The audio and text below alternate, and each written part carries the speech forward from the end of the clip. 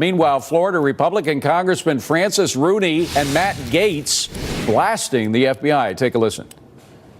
I was so overwhelmed and fearful when I saw the kind of conduct that Mr. Stroke and Mr. Orr and Deputy Attorney General McCabe were engaged in that I just feel that for an agency that has so much influence over Americans' lives, they have to be purer than pure. And this is what I read was very disturbing, and I don't think they should be working there. I mean, I don't know if Robert Mueller was grossly negligent or extremely careless in putting together this particular group of people investigating the president, but the American people are now aware of that bias. They will not tolerate any attempt to remove or undermine this president. To Speakerman Media President Lee Speakerman on if the congressman is right to be so concerned. What do you think, Lee?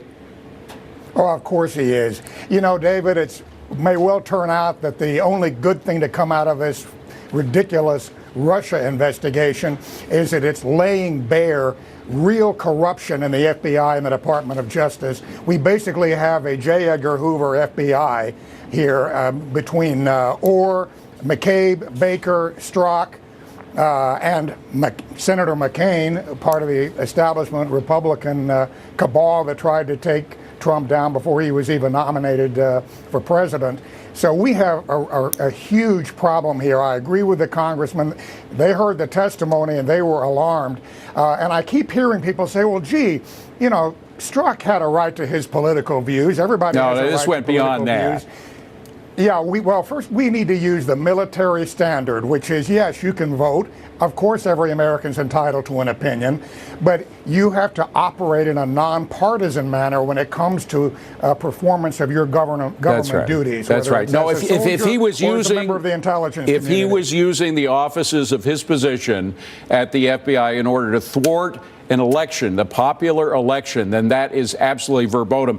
But Mary, what I'm wondering is how much appetite the Americans saw so much BS, frankly, in the Russia in terms of fake news stories that came out, in terms of investigations that went nowhere. There was no evidence. There still has been no evidence of collusion, despite so many thousands of man hours focused on it. Does the American public have the appetite to follow this thing now on the Trump dossier? Well, I think that there's a lot of white noise and people are just not hearing it. There's going back and forth. I think the big thing, the next big shoe to drop is going to be whether or not Jim Jordan and the Republicans in the House can get a hold of the FISA application. That was the application that the FBI used to ask for the surveillance on Paul Manafort and other Trump And of course, associates. the president himself could release that, correct? The president has the power to release the information that led to that FISA warrant. I think Trump is going to have to get involved. But going back to whether the base is listening, I mean, I think you need some big event that is going to be material evidence to show people, because the real Trump diehards, yes, they're listening. But the broader population, I think, like I say, it's just white noise to them at some point because it's been going on for so long, and it comes off as he said, she said.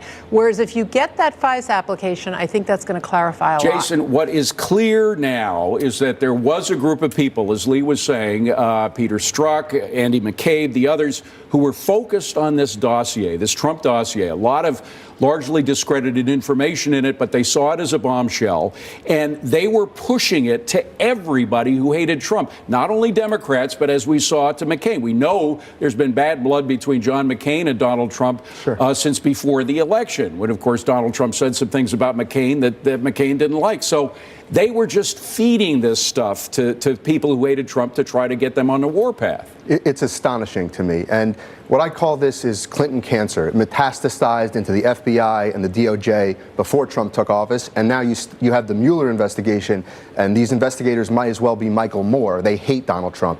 So I think the bias is seen. The voters see the bias. I think that this witch hunt, it's time for it to come to an end. We do see evidence of collusion. We see evidence that Hillary Clinton's campaign and the DNC funded a fake dossier, Trump dossier, that Obama took and used for a FISA warrant warrant to then wiretap and surveil the Trump team. But it was more than that, Lee. I think back to that insurance comment that Peter Strzok made. If the president does get elected, despite all of our knowledge that he won't, we've got this insurance policy. And apparently the Trump dossier was it. And again, it was like a drug dealer dealing heroin to a drug addict. I mean, these people were eating it up. Everybody who hated Trump was eating up every page of that dossier, no matter how much BS was in it. Well, it's like a movie. I mean, literally, you have, I don't want to call it the deep state, it should be called the deplorable state. And it's a deplorable state of affairs when you have people in our government manipulating elections. Again, that was J. Edgar Hoover style of intelligence, if you want to call it that. Another thing that needs to be made a lot more apparent and disseminated more widely is that getting a FISA warrant, that is getting an authorization from the special FISA court to wiretap or surveil, 99% of those requests are approved. 99%. So adding that dossier, that was just icing on the cake. They were going to get the surveillance. They needed a patina, some kind of pretense, and they walked in with that. It was very nicely annotated and had dividers and nicely printed. And the judge looked at that and, oh, okay, Russia. It makes no sense that President Obama, having been warned repeatedly about Russian interference in the election, did nothing about it until the election was over, let that go, imposed no major sanctions during the campaign. It wasn't until after the election. That makes no sense. And what we have got to have is two things. One, get rid of Mueller. Based on all of this corruption, they say if you see one cockroach, there are 1,000 in the wall. The McCabe and Strzok and Baker, that's just the three we know about. No telling how deeply this corruption goes. I don't know, but the question about Mueller, by the way, and we've got to wrap now, but the question about Mueller is, if you believe that he should be gotten rid of, how? I mean, because President Trump clearly doesn't want to do it. He said we need a new AG anyway, because frankly, Sessions is not doing the job. We need a new AG. He or she needs to bring in. It is clearly a mess. There's no question. A new head of, and it also shows the awesome and scary power of an agency. The FBI is consisted of thousands of wonderful agents, but again, occasionally, every decade or so, there seems to need to be a house cleaning at the top, and this seems to be one of those moments. Lee Speakerman, good to see you, sir. Right now. Thank you very much.